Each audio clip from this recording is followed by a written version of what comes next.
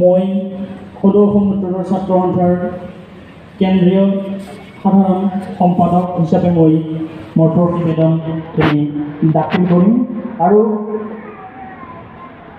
মই কেইটামান ছেট বনাই আনিছোঁ মঞ্চত বিষয়বোৰে মই দুই এটামান দিব বিচাৰিম।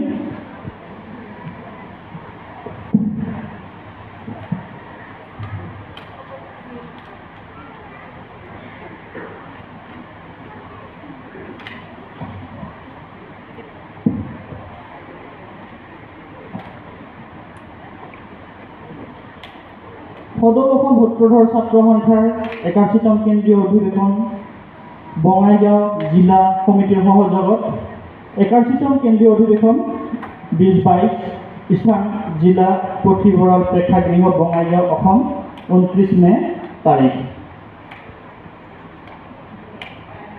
নমস্কাৰ তথা অভিনন্দন গ্ৰহণ কৰিব। আজি সদৌ অসম উত্তৰৰ ছাত্ৰ সন্থাৰ 81তম কেন্দ্ৰীয় অধিৱেশনৰ সম্পাদকীয় প্ৰতিবেদনৰ পাতনি মেলাৰ আগতে আমি 2017 বৰ্ষলৈ উভতি যাব লাগিব।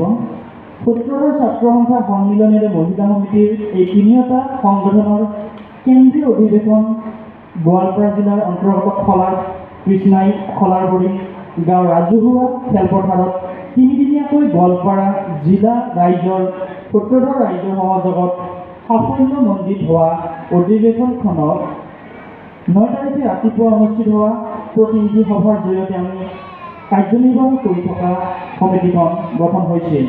কিন্তু উদ্দেশ্য প্ৰণালীত কিছু ব্যক্তিয়ে সমিতিখনৰ ওপৰত বিভিন্ন কটু মন্তব্য আগবঢ়াইছিল যদিও ৰাইজৰ সহায় সহযোগিতা আৰু পৰম পিতাৰ কৃপাত আমি 14 মে 2017 তাৰিখে প্ৰথমখন কাৰ্যনিৰ্বাহ সভা বঙাইগাঁও জিলাৰ টাউন হলৰ প্ৰেক্ষাগৃহত অনুষ্ঠিত কৰিবলৈ সক্ষম হওঁ আৰু এইখন সভাতে কিছুমান ৰৈ যোৱা পদবীসমূহ আমি পূৰ্ণাংগ সমিতি সদস্যসমূহক আমি তাতে সেইখন সভাতে আমি পূৰ্ণাংগ সমিতি সিহঁতক লৈ অন্তৰ্ভুক্ত কৰি পূৰ্ণাংগ সমিতিখন গঠন কৰি লওঁ।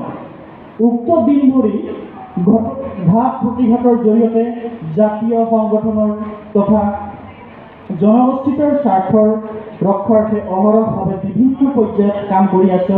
অসমত বসবাস কৰি থকা বিভিন্ন জাতি জনগোষ্ঠীসমূহৰ ভিতৰত অন্যতম জনগোষ্ঠীটোৱে হ'ল উত্তৰৰ জনগোষ্ঠী।